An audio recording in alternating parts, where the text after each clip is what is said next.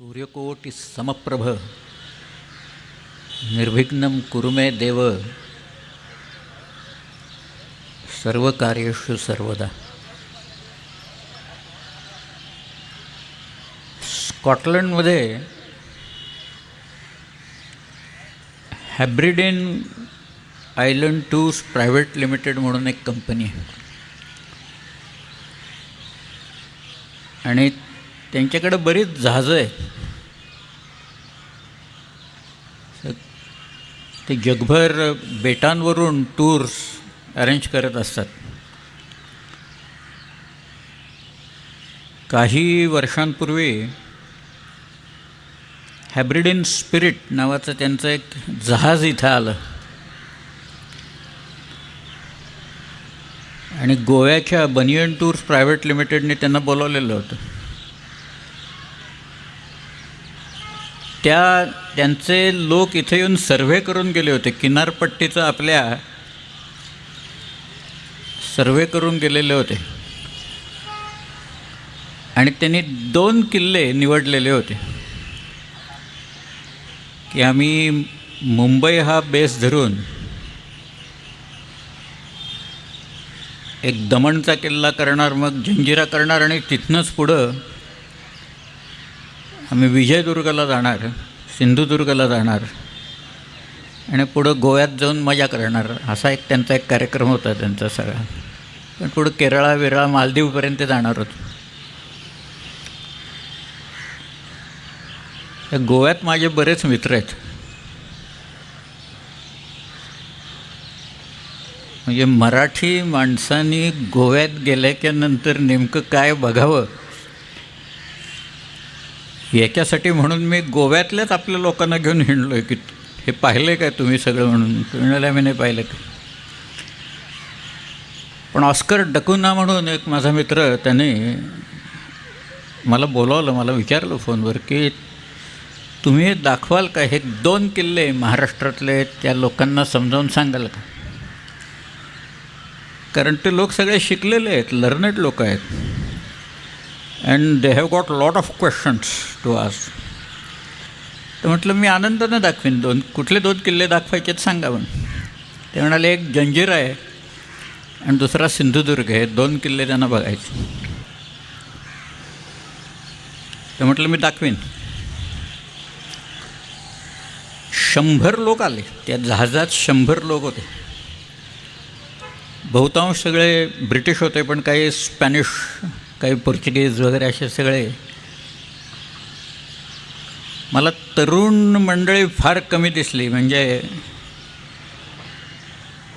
अलीकडे सगळीकडेच सांस्कृतिक कार्यक्रमातनं एकूण तरुण मंडळी बरीच कमीच असतात तशी. पण तिथं त्या लोकांनी आयुष्य काढलेलं आहे, कमावलेलं आहे आणि आता ते बाहेर पडले होते सगळं जग बघण्यासाठी म्हणून. त्यांचं ते जहाज लांब उभं राहायचं. त्यांच्या टेंडर्समधनं ते किनाऱ्याकडे यायचं आहे. तर जंजिऱ्याचा घोळ तुम्हाला माहिती आहे. ते सगळं जंजिऱ्यात नेणाऱ्या ज्या काही तिथं नौका आहेत त्या तिथल्या त्यांची एक संस्था आहे आणि त्या संस्थेच्या ताब्यात आहेत सगळं. त्यामुळं आधी आम्ही त्या लोकांना ते जेटीवर उतरवायचो, मग ह्या शिडाच्या नौकेत बसवायचा आणि मग जंजिऱ्यात न्यायचं. तो जंजिरा आधी आम्हाला साफ करावा लागायचा. 1-2 दिवस जाऊन तिथला कचरा विचरा अमुक तमुक असं सगळा तो साफ करायचा. अनेक पोती कचरा निघायचा सगळ्यात. म्हटलं निदान हे बाहेरचे लोक येणार आहेत, तिथं पाहुणे मंडळी आहेत, त्यांचं तरी इम्प्रेशन असं नको की बाबा यांचे किल्ले म्हणजे नुसता कचरा जायचा सगळ्या किल्ल्यात, असं तरी व्हायला नको म्हणून आम्ही आमच्या खर्चाने करायचो हे सगळं. पण ती ज्या वेळेला मंडळी आली त्याच्यात मला आधी लोकांनी सांगून ठेवलं होतं ह्याच्यात एक हिस्टोरियन्स आहेत आणि एक किल्ल्यांचे एक्सपर्ट आहेत. त्यांची बरीच पुस्तकं वगैरे किल्ल्यांच्यावर आहेत. म्हटलं काय हरकत नाही, त्यांचे काही प्रश्न असेल त्यांना काय वाटेल ते विचारून. त्या लोकांना मी ज्यावेळेला जंजिऱ्यात आत घेऊन गेलो, तो किल्ला पाहिल्यावर एखाद्या साधकाला त्याच्या साधनेमुळं आणि भक्तिमार्गामुळं काही साक्षात्कार व्हावा तद्वत त्या लोकांची अवस्था झाली. ते म्हणाले असा किल्लाच आम्ही पाहिलेला नाही. म्हटलं तुम्ही इथे येऊन पाहिलेत तरी काय मग आमच्याकडं? म्हटलं आमच्याकडं 750 किलोमीटर्सचा किनारा आहे महाराष्ट्राला, आणि या त्याच्यावर जंजिरा म्हणजे आयलंड फोर्ट्स आहेत,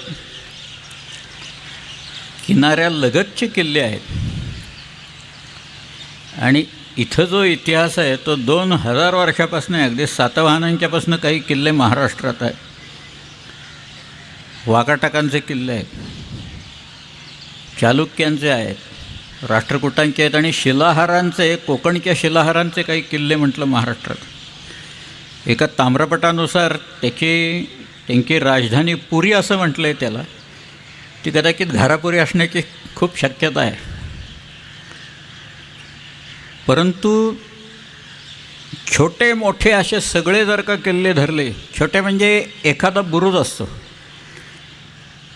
तुम्ही जर का फ्रान्सच्या किनाऱ्यावरनं बेल्जियममध्ये वगैरे जाताना नॉर्मंडी वगैरे हा जो सगळा भाग आहे तिथं पाहिले असतील तर तिथं एक एकच बुरुज आहेत, कारण संपूर्ण त्या किनाऱ्यावर तटबंदी बांधणं शक्य नाही आहे. म्हणून बुरुज उभारतात. त्या बुरुजाच्या आत ॲम्युनिशन्स असतात, वरती तोफा असतात, आणि मग येणाऱ्या त्या जहाजांच्यावर कोणी आलं समुद्रातनं तर ते हल्ला चढवतात. अशा बुरुजाला मार्टेलो टॉवर म्हणतात. आणि असा मार्टेलो टॉवर आपल्याकडं आहे. कुठं आहे तुम्ही सांगेन नंतर काय. तर म्हटलं आमच्याकडं हे सगळं वैभव आहे मोठं. तर म्हणाले आम्हाला काही कल्पना नाही आहे की आमच्याकडं याच्याबद्दल काहीही लिहिलेलं नाही आहे. इतके उत्तम किल्ले असतील ह्याची आम्हाला कल्पनाही नाही आहे. ह्या जंजिऱ्याला जे बुरुज आहेत त्या बुरुजाला मजले आहेत बरं का.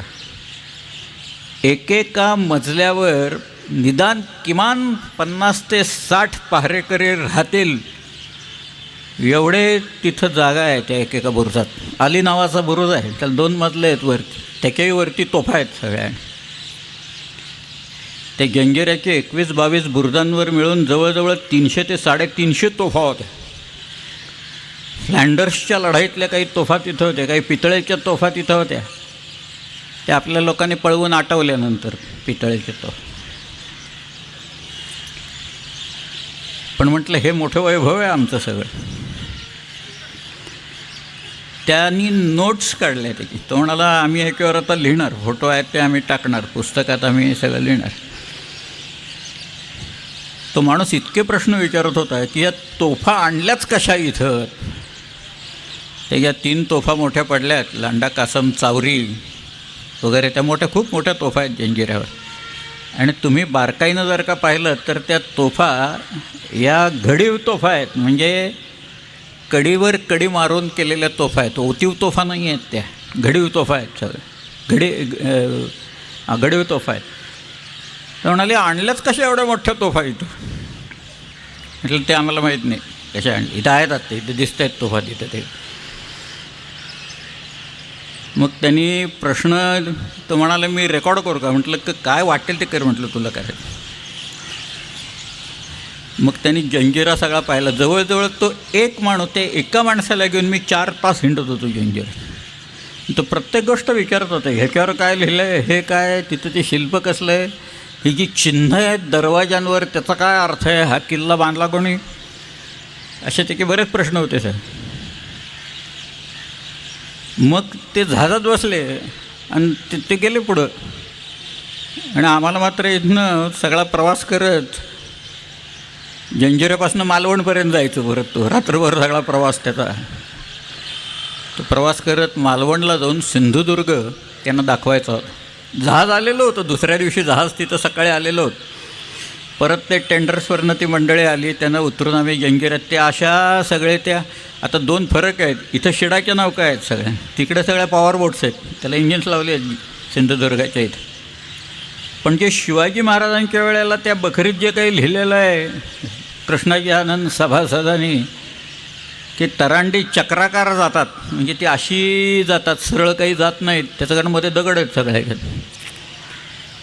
ती अजूनही तशीच जातात, अजूनही आपल्याला तसंच न्यावं लागतं. त्यांना मी म्हटलं हा किल्ला इंग्रजांनी घेतला होता आणि याचं नाव फोर्ट ऑगस्टस असं ठेवलेलं होतं. मग तिथले ब्रिटिश लोक एकदम खुश झाले जहाजावरती आमच्या लोकांच्या ताब्यात.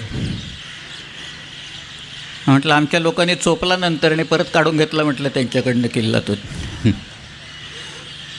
पण त्यांनी स्केचेस केली, वेगवेगळ्या प्रकारचे लोक होते, त्यांनी मोठमोठे पेपर्स आणले होते, त्याच्यावर तो स्केचेस करत होता आणि मग ते सगळे विचारत होते हे काय हे काय असं ते सगळं. पण एखाद्या युरोपियन्सला एक वास्तू बघायची असेल तर त्याच्या मनात उत्कंठा किती असते त्याचे ते निदर्शन सगळे ते उदाहरणं होती. आणि ते पुढची 4 वर्ष येत राहिले लोक.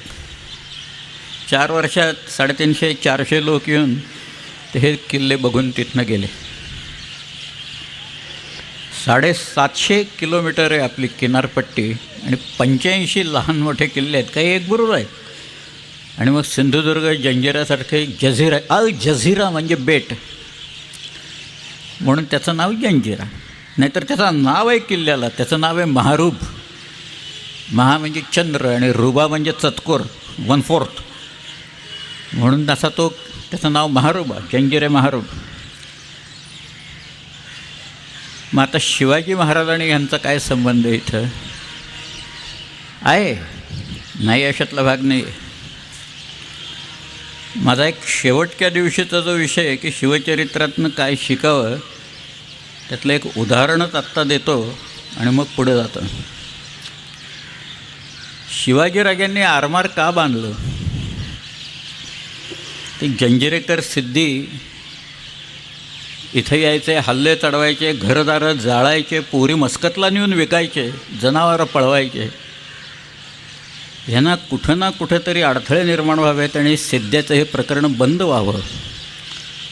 आणि तद्वत बाकीच्या ज्या सगळ्या समुद्रावरच्या पॉवर्स आहेत, इंग्रज आहेत, डच आहेत, पोर्चुगीज आहेत, फ्रेंच आहेत, डॅनिश पीपल आहेत, या सगळ्यांना कुठं ना कुठंतरी चेक बसावा म्हणून शिवाजीराजांनी आरमार निर्माण केलं आणि किनारपट्टी सुरक्षित केली.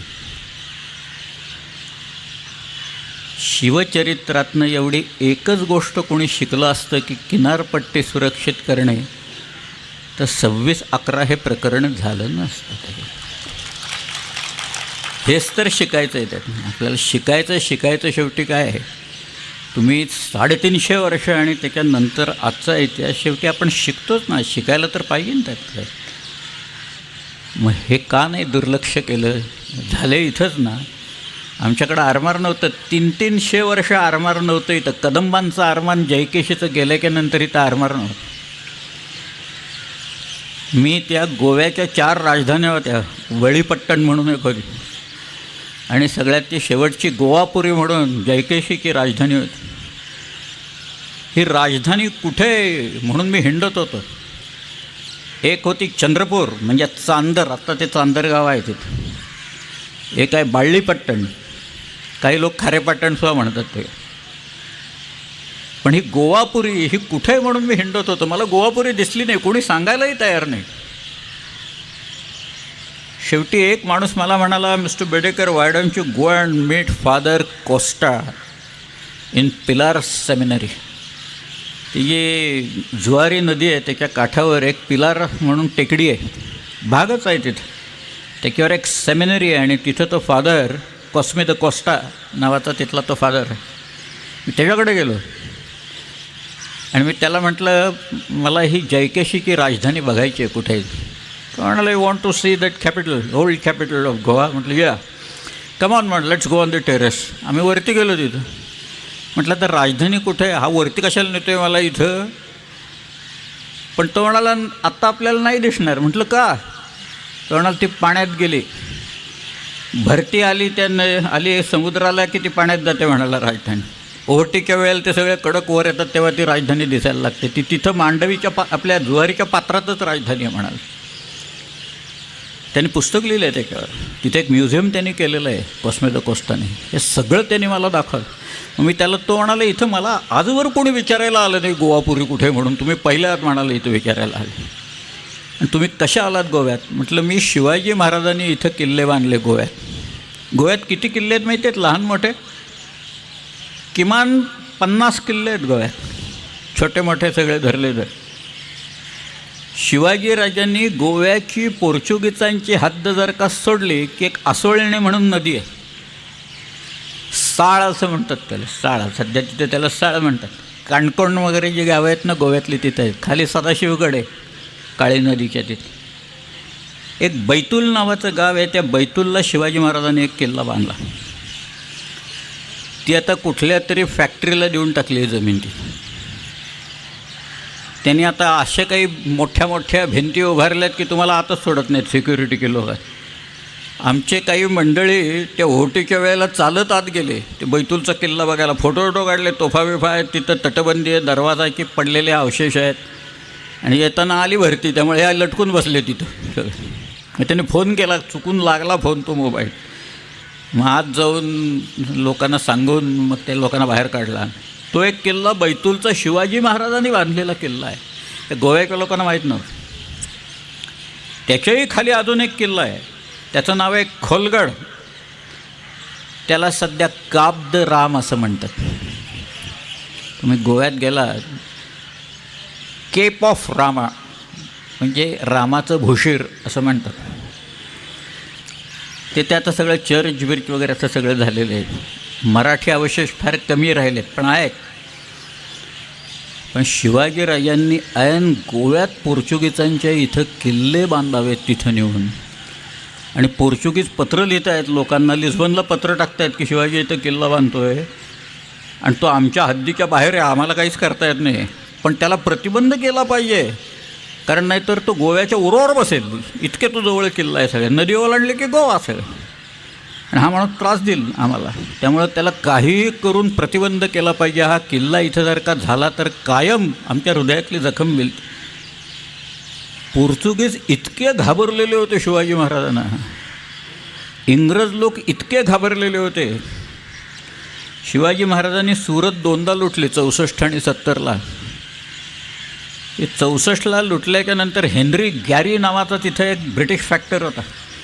तुम्ही त्याची पत्र फक्त काढून वाचा, त्याच्यात एक वाक्य कॉमन सगळीकडं सगळ्या पत्रात आहे, Surat trembles at the name of Shivaji म्हणून. सुरत कापायला लागते, थरथरायला लागते. शिवाजी असं नाव काढलं की लोक घाबरायला लागतात आणि त्यांना कळत नाही आता हा जमिनीवर नाही येणार आहे का, आता तो समुद्रात नाही येणार आहे, काही याम कळत नाही. ते ह्या माणसाला पंख आहेत, हा गुप्त होतो कुठेही वगैरे बऱ्याच अफवा महाराजांच्याबद्दल लोकांनी उठवलेल्या होत्या. हे सगळं त्या आरमाराच्यामुळे शिवाजीराजांना साध्य झालं. ही काही सामान्य गोष्ट नाही आहे. ते आरमार निर्माण करणं, आमचं आरमार तुम्ही बघा आता काय. एक रशियन विमानवाहू नौका आणायची की नाही, आणि त्याच्यासाठी कित्येक हजार कोटी रुपये तिथे रशियाला द्यायचे. आणि ग्लॉस्कोफ नावाची ते शिप इथं आणायचं. आता ते विक्रांत काढले त्यांनी, आता मोडीत काढलेलं जहाज आहे त्यात. ग्लॉस्कोफ आता आणणार आहे तिथे, म्हणजे अजून एक जंग तिथं येणार आपल्यावर. शिवाजीराजांनी स्वतःचं आरमार स्वतः उभं केलं आणि त्या होड्यांनी नंतर जो काही पराक्रम केला आहे तो पराक्रम फार विलक्षण आहे. तो पराक्रम पूर्ण मी सांगतो, पण 15 वर्षात शिवाजी महाराजांच्या आरमाराने जो पराक्रम केला त्याला पहिल्यांदा हे आरमार आणि त्याच्या जहाजाची क्वालिटी फडतूस आहे असं म्हणणारे इंग्रज 15 वर्षानंतर म्हणायला लागले की शिवाजी राजांच्यासारख्या बोटी आमच्या आरमारात हव्यात.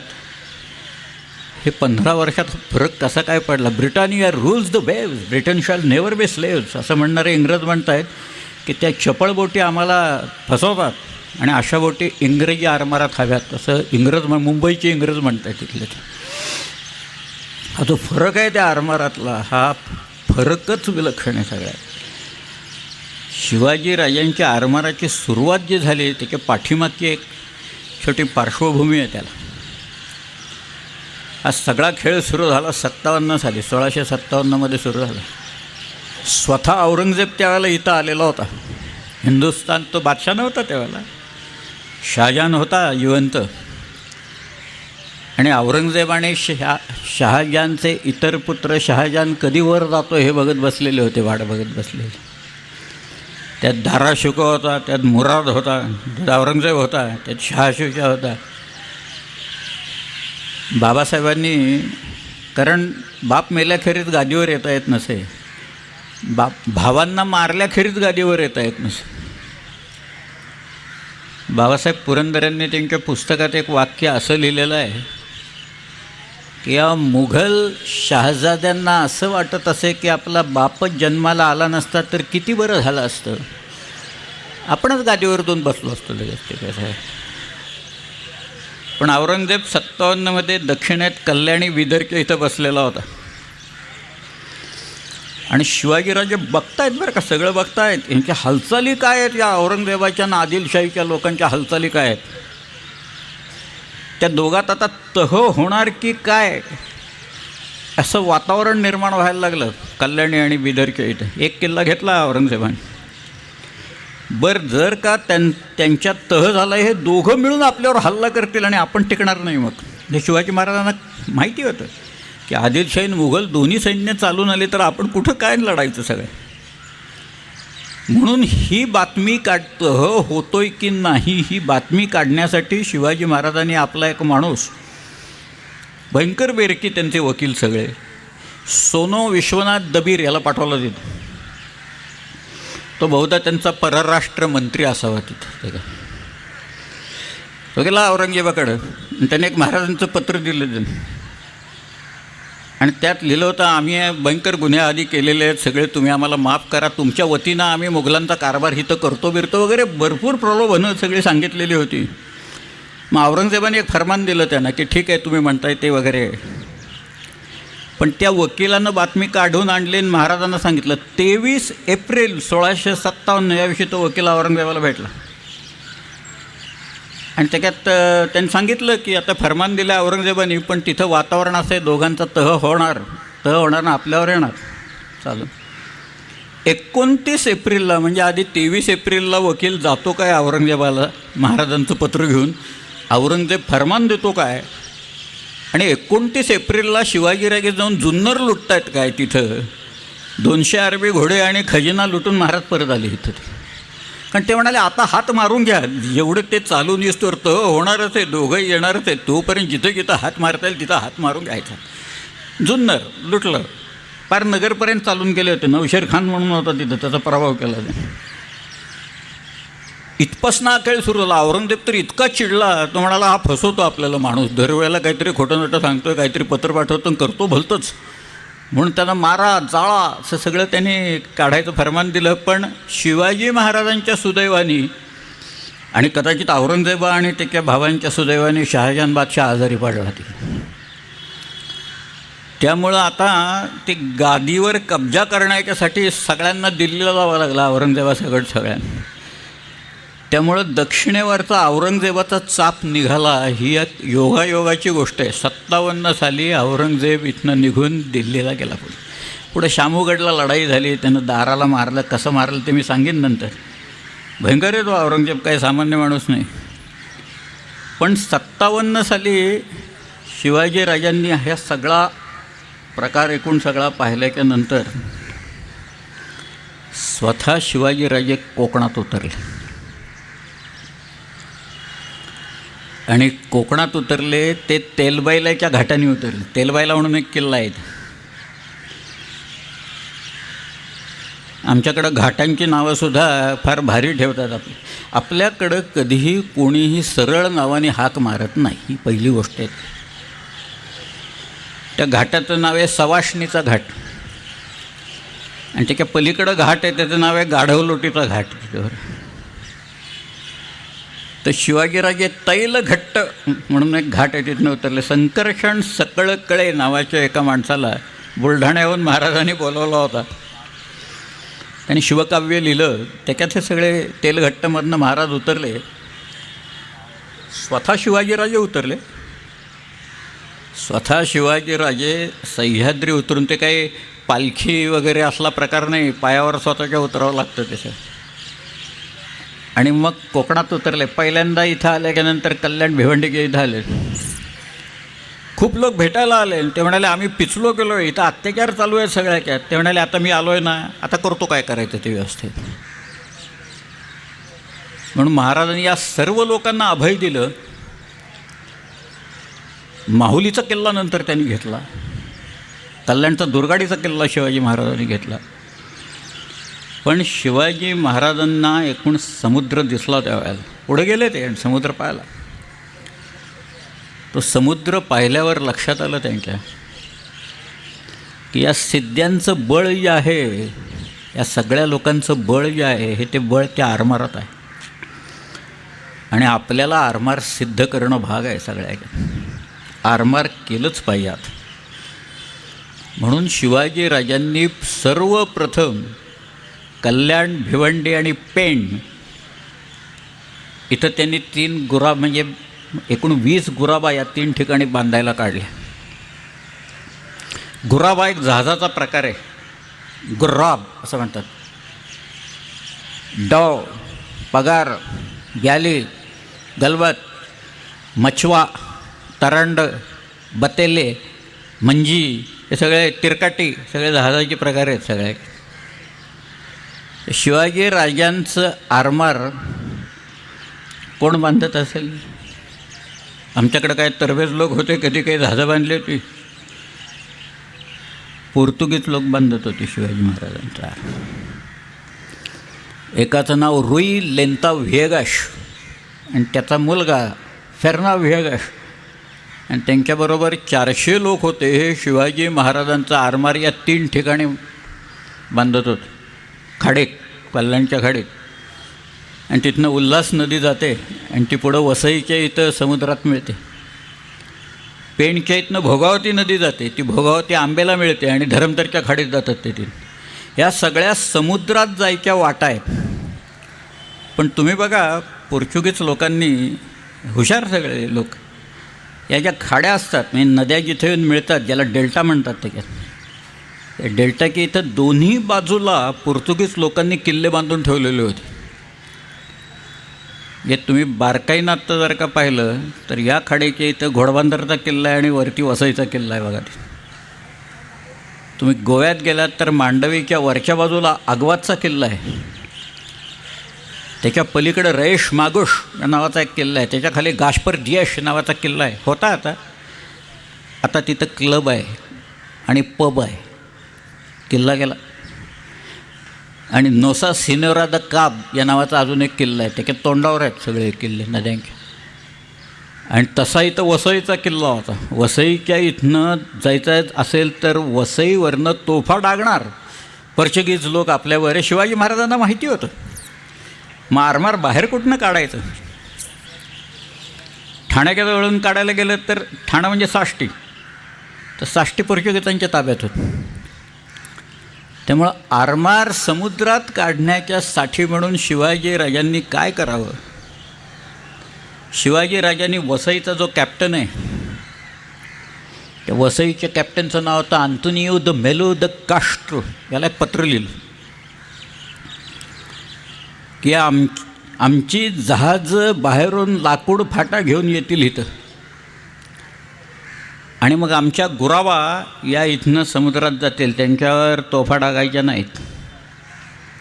हा माणूस मोठा चलाक होता बरं का, मेलो द कास्ट्रो. उद्योगी उपद्व्यापी माणूस होतो. त्यांनी ते सगळं पत्र, आपल्यावर नको जबाबदारी, हे काय आपण परस्पर लिहायचो तरी हा उद्योग करणार आहे हा माणूस, त्याला माहीत होतं. म्हणून त्यांनी ते पत्र सकट स्वतःच्या रेकमेंडेशन सकट गोव्याला पाठवून दिलं. ते तुम्ही निकाल लावा त्याचं काय करायचं ते. गोव्यात एक मोठी सभा भरली. पार ते इन्क्विजिशन, जे गोव्यात एक इन्क्विजिशन नावाचं एक पिरवळकरांचं पुस्तक आहे बघा, कसे लोकांचे हाल करायचे दिलेले आहे. ते टेबलही आहे अजून इन्क्विजिशनचं तिथं, प्रचंड हाल लोकांचं. त्याच्यातला तो वास्को शेलूसपासनं सगळे गोव्याचा विजरेईपासनं ही सर्व मंडळी तिथं बसली आणि मग त्यांची चर्चा झाली. आणि ती चर्चा अशी होती की आता शिवाजी महाराजांना प्रतिबंध केला पाहिजे. हे आरमार आलं तर अगदी डोक्यावर वाटणारा माणूस, पण तो बलाढ्य झालेला आहे आणि त्याला सौम्य शब्दात आपण प्रतिबंध केला पाहिजे. बघा महाराजांची ताकद किती वाढलेली असेल की हा माणूस बलाढ्य झालेला आहे आणि साध्या सोप्या शब्दात ह्याला सांगितलं पाहिजे. म्हणजे असं नाही म्हणाले की आक्रमण करून सगळा त्याचा खेळ उडवून टाकू, नाही, तसं नाही. गोव्यात मग आता पत्र कोण लिहिणार आणि काय लिहिणार? शेवटी ते विजरेला पत्र लिहावं लागलं आणि ते विजरेनं पत्र पाठवलं की प्रतिबंध करू म्हणून. पुढं काय झालं त्याची नंतरचा पत्रव्यवहार काही फारसा आपल्याकडे उपलब्ध नाही आहे. परंतु शिवाजी महाराजांचं ते जे आरमार आहे ते आरमार समुद्रात आलं. ते बहुधा रात्री आलं, कारण हे आपले लोक हे भयंकर ते रात्री सगळे हल्ले करण्यात आणि अत्यंत चपळ होत. समुद्र पूर्ण माहिती होता त्यांना, कुठं पाणी खोल आहे, कुठं उथळ आहे, वारे कशा असतात, मतलई कशी वाहते, हे सगळं त्यांना पाठ होतं. विशेषतः आपल्या ज्या नौका होत्या त्या वलवत नेत असत. आणि आपले लोक या इंग्रजांच्याकडे मोठी जहाजं कुठली वलवता येत ते त्यांचं सगळं ते शिडावर अवलंबून, वारा पडला की बसा बोंबलत त्यांचं. तसं नव्हतं आपलं, आपल्याकडे वलवत मारायचे लोक सर. पण ते आरमार समुद्रात आलं. 64 सालची गोष्ट आहे. 64च्या डिसेंबरमध्ये इंग्रजांचं पत्र आहे की शिवाजी महाराजांचं आरमार समुद्रात आलं आहे, पण त्याची जी जहाजं आहेत सगळे मिळून काहीतरी 30-35 जहाजं असतील. त्याच्यात गुराबा आहेत, काही गलबत आहेत. पण त्या जहाजं एकूण त्यांची क्वालिटी एवढी फडतूस आहे की आमच्याकडे एक फ्रिगेट असेल, एक युद्धनौका असेल तर आम्ही आज सगळा खेळ उडवून टाकू शिवाजी महाराज. इंग्रजांना खेळ उडवता आला नाही हो. शेवटी इंग्रजच उखडले गेले सगळ्या ह्याच्यातनं. पण इंग्रज हे पत्र लिहून म्हणत होते शिवाजी महाराजांचा खेळ आम्ही उघडून लावू हे आत्ता. कारण तुम्हाला असा आहे, एखादा खेळ सुरू झाला, आजार असेल ना, तर त्या आजाराला औषध ताबडतोब द्यावं लागतं. 60-65 वर्षानंतर औषधं द्यायचा प्रयत्न केला तर काही उपयोग नसतो त्याच्यात. तसं आहे ते की ते आरमार होतं ते तेव्हा it should have been nipped in the bud. पण ते इंग्रज करू शकले नाही. इंग्रजांना ते जमलं नाही आणि शेवटी शिवाजी महाराजांचं आरमार समुद्रात आलं आणि पुढं त्या आरमारातल्या लहान मोठ्या जहाजांची संख्या किमान 300 झाली. ह्याच्यासाठी लाकूड कुठनं आणलं? लाकूड आणलं कर्नाटकातनं. आपलं लाकूड वापरायचं नाही. शिवाजी महाराजांच्या पत्रात लिहिलेलं आहे की फणस आणि आंबा हे वृक्ष अतिशय चांगले आहेत जहाजं बांधायला, कारण ते खाली सडत जातं नंतर खालनं. परंतु ही झाडं रयतेनं लेकरासारखी वाढवली असतात असं त्यांनी लिहिलं. त्यामुळं त्याला हात लावायचा नाही. सागाची झाडं इथं खूप आहेत. तुम्ही सरकारात सांगा आणि मग सरकारला सांगून सागाची झाडं घेऊन जा. किंवा एखादा शेतकरी जर का म्हणत असेल की झाड वठलं आहे, तुम्हाला पाहिजे असेल तर झाड घेऊन जा, तर त्याला पैसे देऊन त्याच्याकडनं तो लाकूड आणा म्हणतो. इतका प्रजाहितदक्ष राजा होता. बारीक सारीक गोष्टी असतात. मी ते एका ठिकाणी वाचले, इंग्रज म्हणायचे की शिवाजी महाराजांची जी जहाजं आहेत ना, त्याला कुठेही ते सुरसं किंवा खिळे असे मारलेले नाही आहेत कुठे, आणि ते गंजतात लगेच. बहुतेक चांबडं बांधलेलं असेल किंवा काहीतरी असेल, पण निदान खिळे आणि हे कुठं आयर्न वापरलेलं नव्हतं त्यांनी ह्या सगळ्या.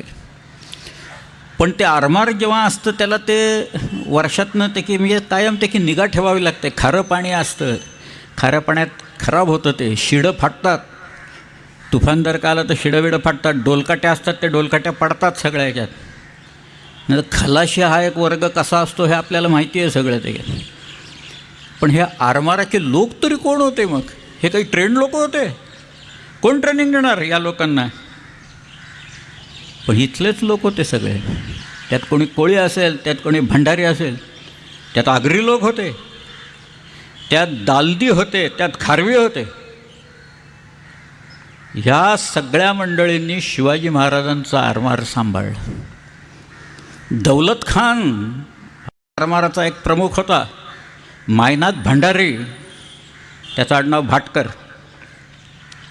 मायनाथ भंडारी आणि त्याचा भाऊ वेंटजी सरंगी, इंग्रजांच्या कागदपत्रात ते वेंटजी सरंगी, कॉमनली नोन ॲज दर्या सरंगी असं लिहिलेलं आहे. दर्या सारंग हे नाव एका पद आहे असा एक लेख आहे दत्तवामन पोद्दारांचा. पण ते उपाधी ह्याला दिलेली होती वेंटाकी सरंगीला, आणि तो मायनाकाचा भाऊ होता. या सगळ्या मंडळींनी शिवाजी महाराजांचा आरमार चालवला. आपलं जे आरमार होतं महाराजांचं ना, ते फार खोल समुद्रात जायचं नाही. खोल समुद्रासाठी नव्हतंच ते मुळात. त्यात गेलं की तुम्हाला सगळ्या नॅव्हिगेशनची इक्विपमेंट लागते. आपल्याकडं कुठलं काय होतं नॅव्हिगेशन आणि काही नाही. त्यामुळे किनाऱ्यानं हे चालायचं. आणि शेवटी त्या आरमाराचा उपयोग हा किनाऱ्याच्या संरक्षणाच्यासाठीच केला होता. पण त्या रामचंद्र पंतांनी जी नीती सांगितली त्याच्यात फार सुंदर वाक्य आहेत. मी काल सांगितलं ना, तो एका वाक्यात सार एसेन्स सांगून जातो सगळ्या ह्याच्यात. तर तो आरमार तो स्वतंत्र राज्यांगाचं आहे. आणि पुढचं वाक्य असं आहे, ज्याचे आरमार त्याचा समुद्र, असं पुढचं वाक्य आहे. तुम्हाला समुद्रावर हुकूमत करायची असेल तर तुमच्याकडं आरमार पाहिजे. हे बरोबर ओळखलं बघा राजाने. काय आयुष्य शिवाजीराजांचं, 50 वर्षांचं, 18,306 दिवसांचं आयुष्य आहे. त्यातली पहिली आपण 15 वर्ष सोडून देऊ, लहान होते तोपर्यंत. एक 6,000 दिवस गेले त्याच्यात. पण 12,000 दिवसात शिवाजीराजांनी जे काही निर्माण केलं फार विलक्षण आहे. हे सगळे इंग्रजांच्यापासनं, पोर्तुगीजांच्यापासनं त्यांच्या मनात प्रचंड प्रमाणात भय उत्पन्न केलं शिवाजी. इंग्रज लिहित आहेत की हा माणूस बरं झालं बाबा ते डोंगरावर जन्माला आला, इकडं समुद्राच्या जवळ आला असतं तर म्हणजे आम्हाला संपलंच असतं आमचं सगळ्यात, असं इंग्रजांनी लिहून ठेवलेलं आहे त्याच्यात.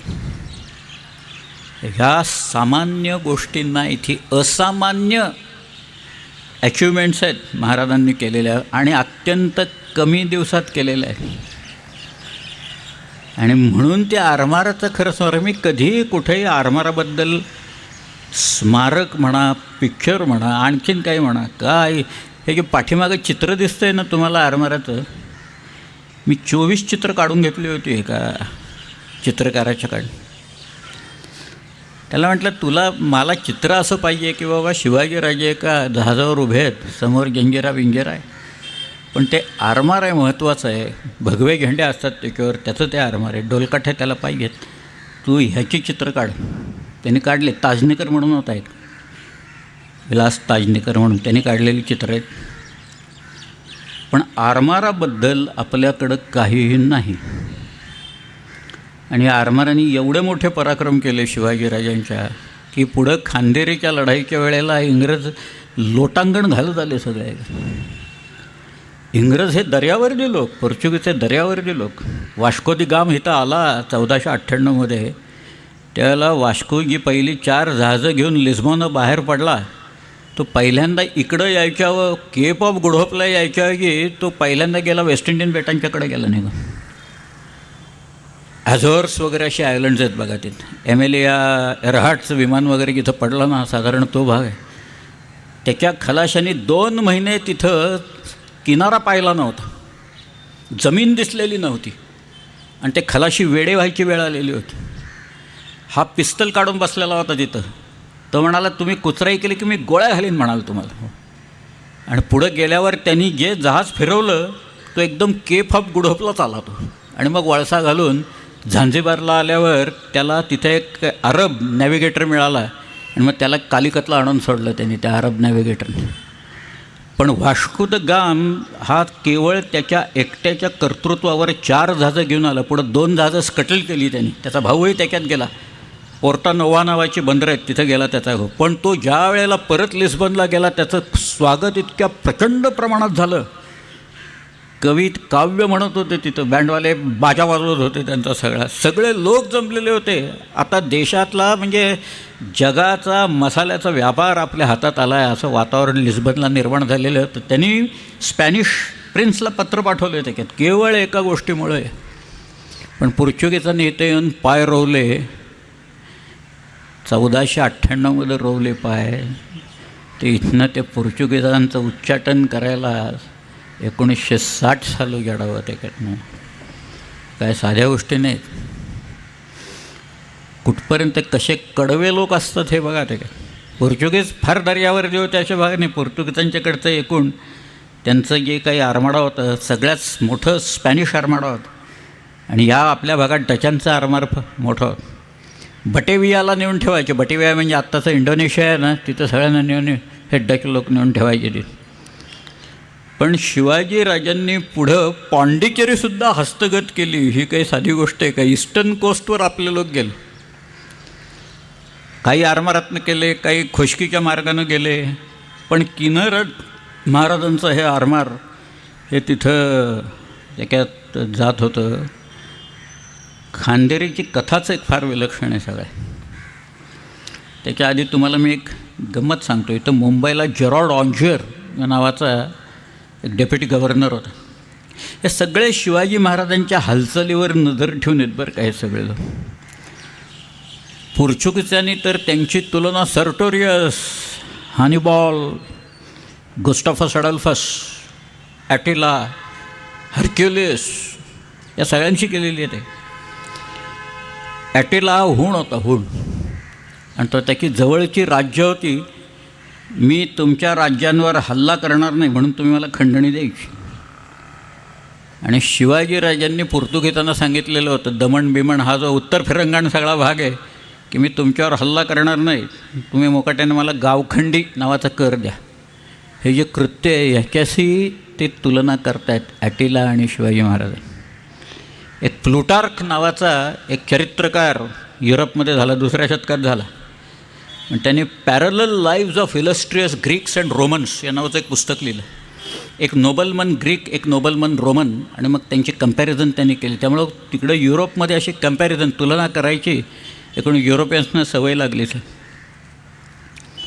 आणि मग त्यांनी या शिवाजी महाराजांचं सगळं इतके मोठमोठे जनरल्स आहेत. जुलियस सीझर, अलेक्झांडर, हा मुंबईचा गव्हर्नर मी सांगतो आहे, जेरॉर्ड ऑन्जर. हा जेरॉर्ड ऑन्जर मुंबईत आत्ता मुंबईतला एक वेगळी दिशा द्यायचं काम या जेरॉर्ड ऑन्जरने केलेलं आहे. तुम्ही वाचा जेरॉर्ड ऑन्जर काय. हा जेरॉर्ड ऑन्जर इज ऑन रेकॉर्ड. त्याने असं लिहिलं आहे की जुलियस सीझर स्पेनमध्ये गेला आणि तो स्पेनमध्ये गेल्याच्या नंतर तो तिथं म्हणाला, I came, I saw, I conquered, विसी असं म्हणाल. तसं म्हणाला शिवाजी महाराजांनी इथं केलेलं आहे. ही केम, ही सॉ अँड ही ओव्हरकेम असं त्यांनी लिहून ठेवलं जेरॉर्ड ऑन्जरने. किती बारीक नजरेनं लिहित आहेत, कुणाशी कंपॅरिझन करतायत. जुलियस सीझरच्या याच्याशी, त्याच्या कर्तृत्वाशी आहे ती. जुलियस सीझर जाऊ दे, त्याला कॅरेक्टर नव्हती, पण जुलियस सीझरचं जे कर्तृत्व फार मोठं आहे त्याच्याशी. आता प्रत्येक वेळेला तुम्हाला लढाई करूनच विजय मिळतो अशातला भाग नसतो. इकॉनॉमिकली लोक चोकअप करतात. त्याच्यात फिनान्स बंद करायचं, पुरवायचं नाही. मागं आपण पोखरणला स्फोट केले ना, त्याला अमेरिकेने सांगितलं आम्ही तुमच्यावर सँक्शन्स टाकतो म्हणून. मग टाकले सँक्शन्स. आमच्यावर काय सँक्शन्स टाका नाहीत तर टाकू नका, काही फरक पडत नाही कशाचा इथे. परंतु ती तशीच सँक्शन्स एकूण लावतात. शिवाजीराजांनी मुंबईच्या इंग्रजांना काय फसवलं असेल, फार मजा केली त्यांनी. एक त्याची तुम्ही इंग्लिश रेकॉर्ड्स ऑन शिवाजीमधली पत्र जर का काढून पाहिली, ओळीनं लावली, मला एक सारखं बिल ऑफ एक्सचेंज असं एक टर्म यायला लागलं. म्हटलं काय बाबा बिल ऑफ एक्सचेंज म्हणजे प्रकार तरी काय आहे, तो एकदा बघावा म्हणून मी ती सगळी पत्र एकत्र केली आणि अक्षरशः गोष्ट उभी राहिली माझ्या डोळ्यासमोर की शिवाजीराजांनी राज्याभिषेकाच्या नंतर त्यांनी मुंबईच्या इंग्रजांच्याकडनं तांबं घेतलं होतं आणि ते काय नाणं बिणं पाडायला, भांडी करायला वगैरे लागत असेल. आणि ते म्हणाले आमच्याकडं रायगडावर कॅश पैसे नाही आहेत, कॅश वगैरे काही नाही आहेत, तर तुम्हाला आम्ही एक बिल ऑफ एक्सचेंज देतो, म्हणजे प्रॉमिसरी नोट देतो, एक हुंडी देतो. आणि ती हुंडी कुठली आहे माहिती आहे का? ते म्हणाले गोवळकोंड्याहून आम्हाला खंडणी मिळते, गोवळकोंड्याच्या बादशाहकडनं, कुतुबशहाकडनं. तर तुम्ही हा कागद घ्या, तिथं आमचं ऑफिस आहे गोळकोंड्याला, तिथं कागद दाखवला की तो तुम्हाला पैसे देऊन टाकेल. आता मुंबईच्या इंग्रजांच्याकडे त्यावेळेला त्यांचा जो कुरिअर असे तो गोळकोंड्याला जात नसे, म्हणून मुंबईच्या इंग्रजांनी ते सगळे कागद सुरतेला पाठवले. सुरतेचा इंग्रजी कुरिअर ते कागद घेऊन गेला तिकडं, आणि तिथं खरंच महाराजांचं एक ऑफिस होतं, एक माणूस बसला सुद्धा होतो तिथं. या कुरिअरने कागद दाखवले आणि म्हणाले द्या पैसे आता आम्हाला. तर त्या महाराजांच्या माणसाने ते कागद पाहिले आणि तो म्हणाला की ह्या हुंडीच्यासाठी तुम्हाला पैसे द्यायची ऑथॉरिटी मला नाही आहे म्हणे. तो म्हणाले जी ऑथॉरिटी ज्यांच्याकडं आहे ते प्रल्हाद निरागी रायगडावर गेलेले आहेत. आता हे थोडक्यात म्हणजे तुम्ही रायगडला तरी जा, नाही तर प्रल्हाद निरागी परत येस्तोवर थांबा, काय करायचं ते तुम्ही ठरवायचं. आता हा कुरिअर आहे शेवटी, तो काय करणार तिथं. त्याने आपले कागद बिगद सगळे धोकटीत घातले. हा सुरतेला आला, सुरतेच्या इंग्रजांना रिपोर्ट केला त्यांनी. सुरतेच्या इंग्रजांनी शेरेबाजी केली आणि ते सगळे कागद त्यांनी मुंबईला पाठवले. आत्ता मी हे सांगतो आहे सोपं आहे, आत्ता इकडं गेलं म्हणजे त्यावेळेला घोड्यावरनं जायचं, पालखीतनं जायचं, गाडीतनं जायचं, उंटावरनं जायचं, असं करत करत इथनं सुरत, मुंबईहून सुरत, सुरतहून गोळकोंडा, गोळकोंडाहून परत सुरत, सुरतहून मुंबई आणि मुंबईहून रायगड. किती वेळ जात असेल याची कल्पना करा. पण ते कागद आल्यावर इंग्रजांना कळून चुकलं की आता आपल्याला शिवाजी महाराज केसरी टूर्स अँड ट्रॅव्हल्सनी फिरवणार, भारत भ्रमण करायला लावणार. मग ते म्हणाले कुणीतरी रायगडावरच जा रे, रायगडावर महाराजांना भेटा आणि त्यांच्याकडनं सगळे पैसे विषय घेऊन या. म्हणून नारायण शेणवी हा एक त्यांचा दुभाषा होता, इंटरप्रिटर होता, बऱ्याच वेळा रायगडला गेला होता. नारायण शेणव्याला रायगडला पाठवायचं ठरलं. त्यावेळेला रायगडला यायचं म्हणजे त्या अष्टमी आहे ना, त्या पेणच्या तिथं अष्टमी आहे बघा, त्या अष्टमीपर्यंत यायचं. तिथनं इंदापूर बिंदापूर वगैरे माणगाव विणगाव करत निजामपुरावरनं, गांगोळीवरनं, पाचाडला वगैरे असं यायचं. असा तो सगळा प्रवास करत तो नारायण शेणवी पाचाडला आला, रायगडवाडीला आला. तेव्हा त्याला कळलं गडावर शिवाजी महाराज नाही आहेत तिथं. मग तो म्हणाला कोण आहे गडावर आणि कुठं गेलेत महाराज. लोक म्हणाले ते काय आम्हाला सांगून जातात का कुठं गेले ते, कधी येणार आहेत. तो म्हणाले तेही सांगून जात नाहीत, कधी येतील त्यावेळेला येतील, आम्हाला काय माहिती म्हणे. गडावर कोण आहेत. म्हणाले आमचे पंतप्रधान आहेत, मोरोपंत पिंगळे आहेत तिथं. तो म्हणाला मला मोरोपंतांना भेटायचं. मग मोरोपंतांना निरोप गेला तर मोरोपंत कामात होते भरपूर, त्यामुळे एक महिनाभर याला खालीच थांबवून ठेवलं त्यांनी. एक महिन्यानंतर वरती बोलावलं आणि विचारलं काय काय झालं म्हणाले. मग ह्यांनी ते सगळं सांगितलं, तुम्ही तांबं घेतलं, आम्हाला हुंडी दिली, आमचा माणूस गोळकोंडा गेला, तिथनं आला. तो म्हणाला प्रल्हाद निराजी इकडं रायगडला आलेत. ते म्हणाले अगदी बरोबर आहे, प्रल्हाद निराजी रायगडावर एका बैठकीला आलेले होते, आता ते परत गेले. हा म्हणाला आम्ही सारखं जाणार नाही तिकडं. ते आम्ही म्हणाला सारखं गोळकोंड्याला कोण राहिलो, तुम्ही आम्हाला इथं पैसे द्या मोकळं करा एकदा ते. मोरोपंत म्हणाले अहो इथं रायगडावर पैसे नाहीत म्हणून तर आम्ही तुम्हाला हुंडी, नाही तर आम्ही पैसे दिले असते की आमच्याकडे खरंच पैसे नाही आहेत. शेवटी हा पैसे द्या म्हणत होता, ते नाही म्हणत होते. तरी पण मोरोपंत म्हणाले ठीक आहे बाबा, आता मी या राज्याचा पंतप्रधान आहे आणि आम्हाला इंग्रजांशी व्यापारी संबंध कायम ठेवायचे आहेत, म्हणून मी एक आपला उपाय सुचवतो. हा म्हणाला काय उपाय. तेव्हा मोरोपंत म्हणाले आमची अलिबागला गोडाऊन्स आहेत आणि तिथली जी अष्टागरातली प्रजा आहे ती जो सरकारला कर द्यायचा तो नारळ सुपारी भात वगैरे असे आणून टाकते तिथं. तर एवढ्या किमतीचं नारळ सुपारी भात तुम्हाला द्यायच्या वरात आमच्या अधिकाऱ्यांवर काढतो आम्ही. बरं आता त्या पैशाच्या ऐवजी नारळ सुपारी भात स्वीकारायची ऑथॉरिटी नारायण शेणव्यात नव्हती. त्यामुळे नारायण शेणवे म्हणाला मला मुंबईला जायला लागेल आणि साहेबाला विचारावं लागेल. ते म्हणाले सावकाश जा, काही घाई करू नका म्हणाले की नारायण शेणवे मुंबईला यायला निघाला. परत तो पाचडला आला, गांगोळीला आला, निजामपूरला आला, इंदापूरला आला, अष्टमला आला, जहाजात बसला, मुंबईला आला. त्याला येताना पाहिल्यावरच जेरॉड ऑंजरला कळलं ह्याच्या हाताला काहीही लागलेलं नाही. तो म्हणाला काय झालं? तो म्हणाले शिवाजी महाराज नाहीच आहेत तिथं, ते कुठं गेलेत कोणी सांगायला तयार नाही, कधी येतील काही माहीत नाही, मोरोपंत बसलेत तिथं. आणि ते म्हणाले अलिबागच्या गोडाऊनमधून नारळ सुपारी भात घ्या, त्याच्या वराता काढतो आम्ही. तो म्हणाला अरे सगळे बनेल लोक आहेत हे सगळे, ते आपल्या लोकांवर वराता काढतील आणि सांगतील सगळ्यांना की एवढं एवढं इंग्रजांना द्या म्हणून, पण आतून प्रजेला निरोप देतील की पुढची सूचना येईस्तोवर अलिबागच्या गोडाऊनमध्ये माल टाकायचा नाही, अलिबाग सोडून कुठेही टाका तुम्ही दुसरं. आणि मग त्या गोडाऊनमध्ये माल नाही अशा सबबी खातर आपल्याला हे काही देणार नाही. आणि तू आता परत रायगडला जा, कारण शिवाजी महाराज आले तसा इंटेलिजन्स आपल्या लोकांनी आणून दिलेला आहे, आणि तू बाकी कुणालाही भेटू नको, तू फक्त शिवाजी महाराजांना भेट, तुझ्याबरोबर काहीतरी एक इंग्रज माणूस दे. म्हणून फ्रान्सिस मॉली व्हेरेर या नावाच्या एका माणसाला पाठवलं.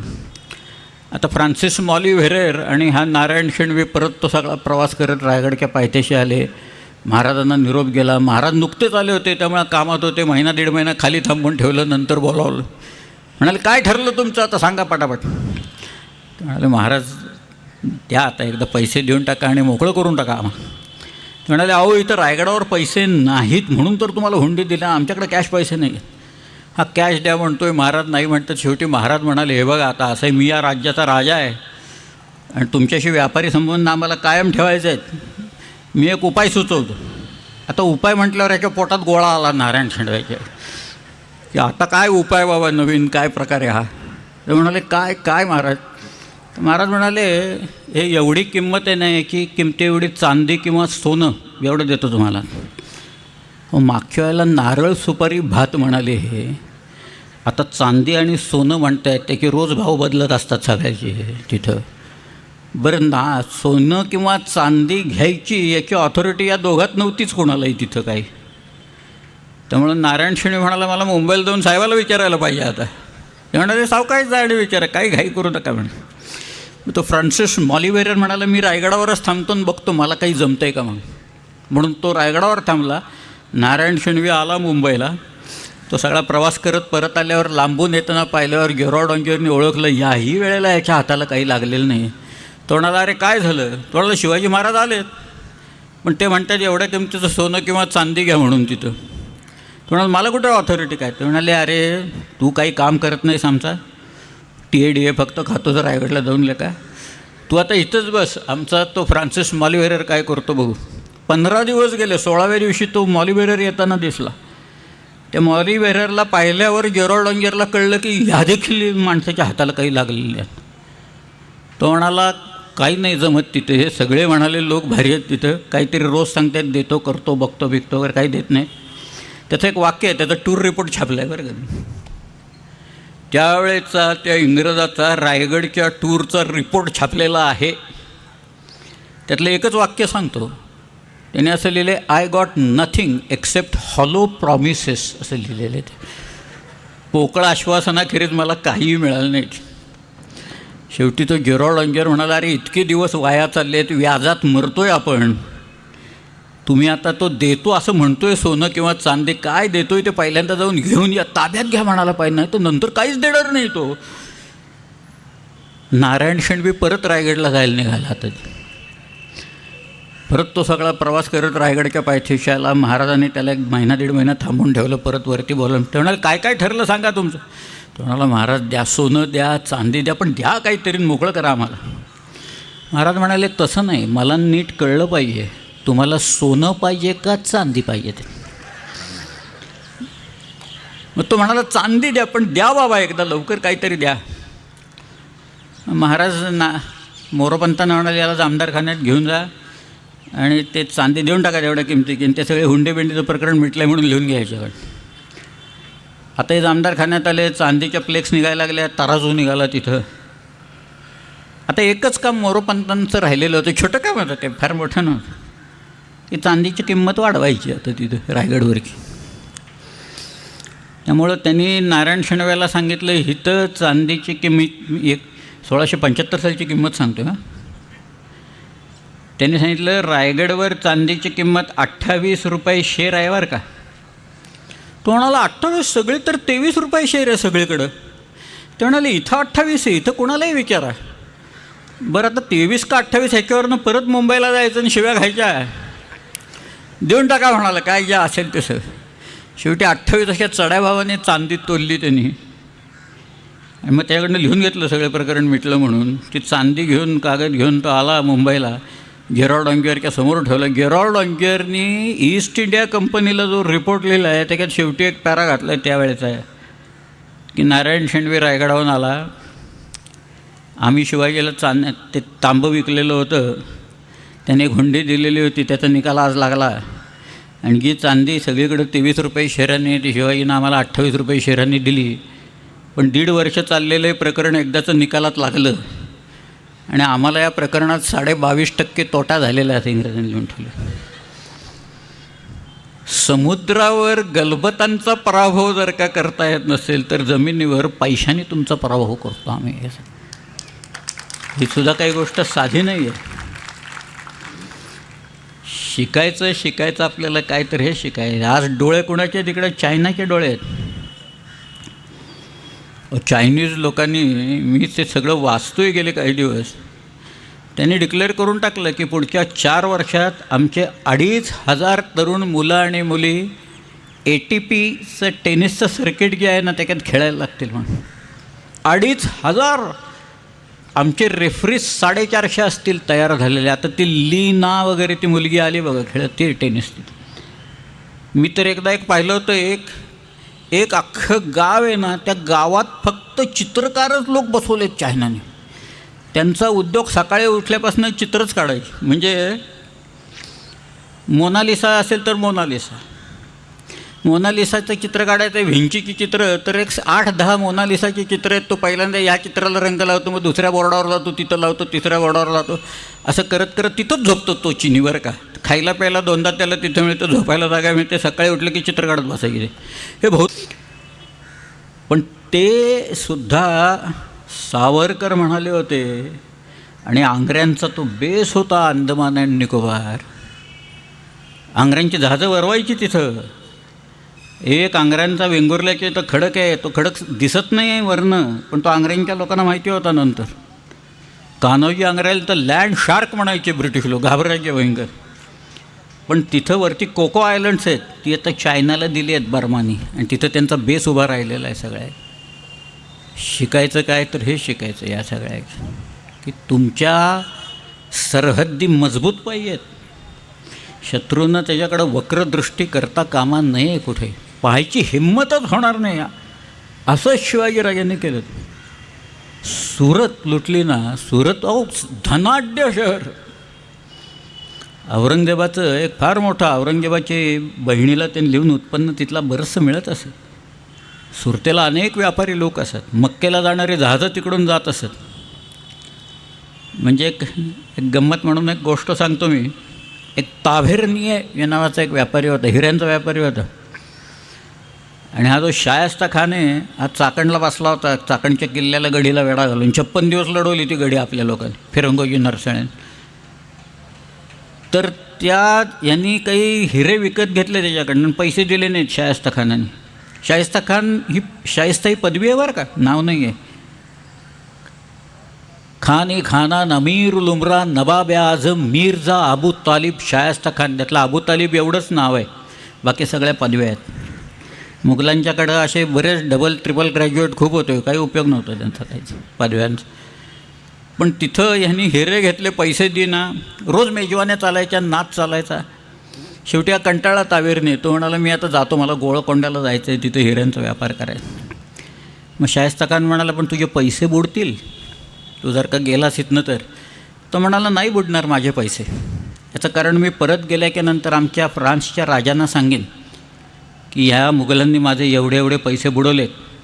मग तुमची मक्क्याला येणारी जहाजं आहेत ना, ते आमचे लोक पकडतील आणि त्यातली लूट घेऊन माझी भरपाई करतील म्हणाले. मग शायस्ता खानानं मुकाट्यानं औरंगाबादच्या ट्रेझरीवरची हुंडी दिली त्याला. ठीक आहे.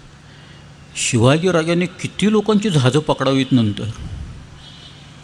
इंग्रजांना त्यांचा पहिला अनुभव कधी आला माहिती आहे का? राजापूरच्या वखारीतल्या लोकांनी जो हेनरी रिव्हिंग्टन होता, मिशेल होता, रॉबिन्सन होता, त्यातल्या हेनरी रिव्हिंग्टननी ज्या वेळेला तोफा टाकल्या पन्हाळ्यावर आणि महाराजांना कळले इंग्रज लेखाचे लोक तिथं तोफा टाकतायत आपल्यावर, पुढच्याच वर्षी शिवाजीराजांनी राजापूरची वखार लुटली. या सगळ्या इंग्रजांना कैद केलं, खणून काढली वखार ती पार. पुन्हा आयुष्यात हे असलं कृत्य करणार नाहीत म्हणून त्याने खणून काढली आणि कोणाला वासोट्यावर कोणाला सोनगडावर कैदेत घातलं तिथं. आणि इतका त्रास दिला या लोकांना की हेनरी रिव्हिंग्टन आजारीच पडला, 3 महिन्यात आजारी पडला. त्याचं एक पत्र आहे, त्यांनी महाराजांना पत्र पाठवलं की तुम्ही मला सोडा, आता मी आजारी पडलो आहे. कशावर सोडा? पॅरोलवर सोडा असं लिहिले बरं का तिकीट, पॅरोलवर सोडा तुम्ही मला. मी इंग्लंडला जातो, खातो पितो, औषधं घेतो, बरा झालं की परत तुमच्या अदबखान्यात चढायला येतो इथं म्हणून. महाराजांनी विचारलं अहो काय चाललं आहे काय तर काय म्हणायला सोडा, त्याची तब्येत बिघडली. मग तो सुरतेला गेला आणि तिथंच मेला. एकदा तोफ टाकली या हेनरी रिव्हिंग्टननी. शिवाजी राजांनी काय केलं असं, हाच तर दणका आहे त्याचा, पहिल्या वेळेलाच दणका घातला का.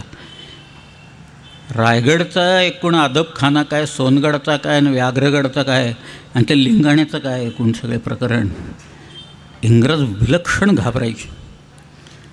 सुरत म्हणून बंदर जे होतं, सुरत बंदर खूप आत आहे, सुरत गाव खूप आत आहे, बंदर स्वाली म्हणून आहे पुढं, आणि तो सगळा जो समुद्र आत आहे तो त्याला स्वॅली होल असं म्हणतात ते. पण त्यावेळेला शिवाजी राजांना 3 वर्ष शाहिस्ताखानाने मुलूक लुटला, त्याची भरपाई तर करायला पाहिजे कुठेतरी. म्हणून शिवाजीराजांनी बहिर्जीला सांगितलं. बहिर्जी आला आणि म्हणाला महाराज सुरत मारिलियाने अगणित द्रव्य सापडेल.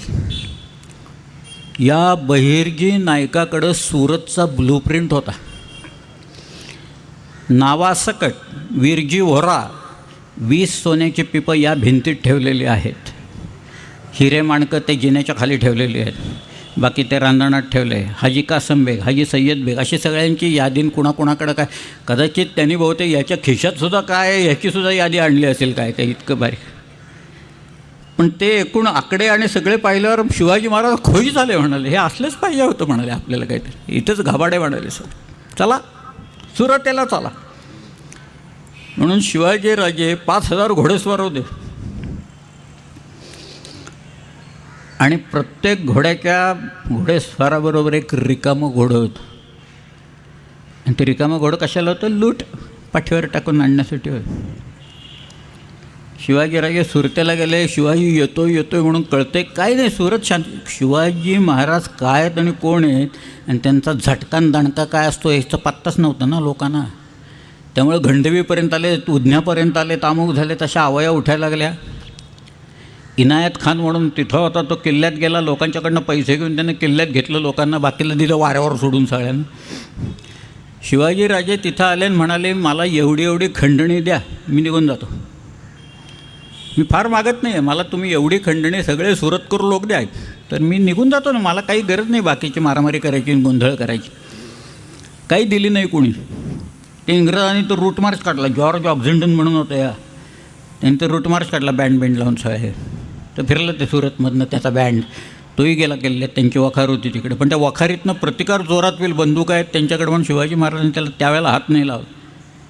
तिथे एक मोनॅस्ट्री होती, फादर एम्ब्रोज नावाच्या एका माणसाची, फ्रेंच कॅप्युसिन पॅड्री होतात. आणि शिवाजी महाराज म्हणायचे की या इंग्रजांच्यापेक्षा फ्रेंच कॅप्युसिन पॅड्री ठीक आहेत म्हणून सगळे. त्यांनी ती वाचवली. आणि मग एकदा ते काही खंडणी येत नाही म्हणताना आता वेळ तर वाया जातं. शिवाजी महाराजांनी सांगितलं चला कामाला लागा आता आपापल्या सगळे लोक. झालं, सुरत लुटायला सुरुवात केली आपल्या लोक.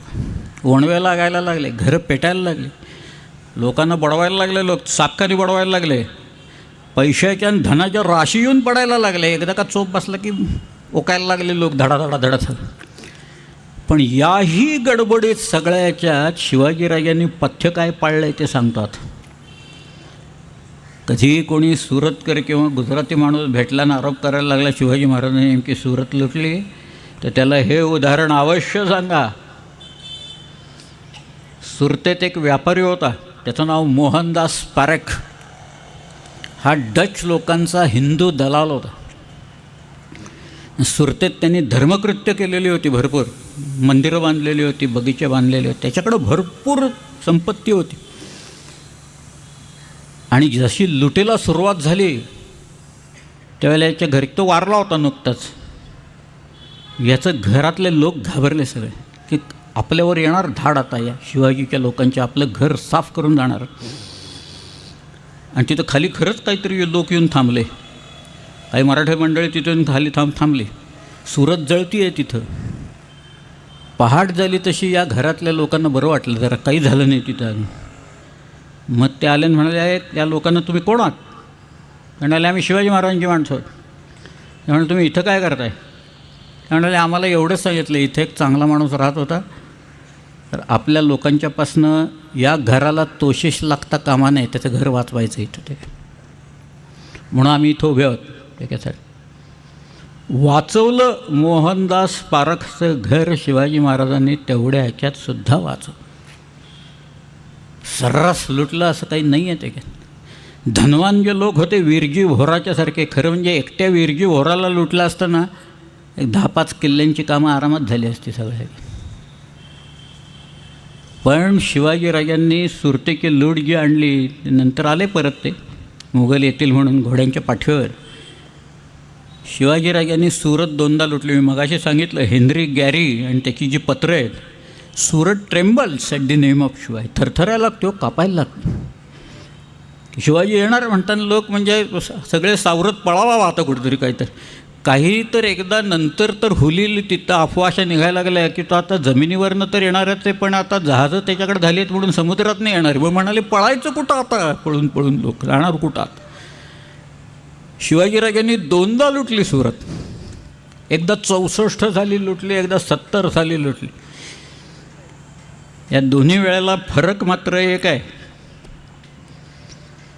पहिल्या वेळेला घोडे नेले होते शिवाजीराजांनी, मुघल चालून येतील म्हणून, वेगाने परत येण्याच्यासाठी म्हणून शिवाजीराजांनी घोडे नेलेले होते.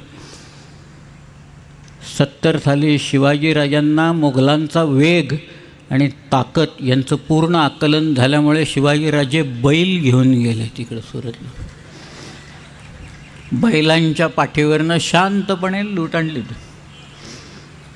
आणि मुघल आले की सोपले जाणार, आणि आलेच. नंतर मुल्हेर की पेठ लुटली शिवाजीराजांनी. कांचनबारीच्या खिंडीतनं खाली आले.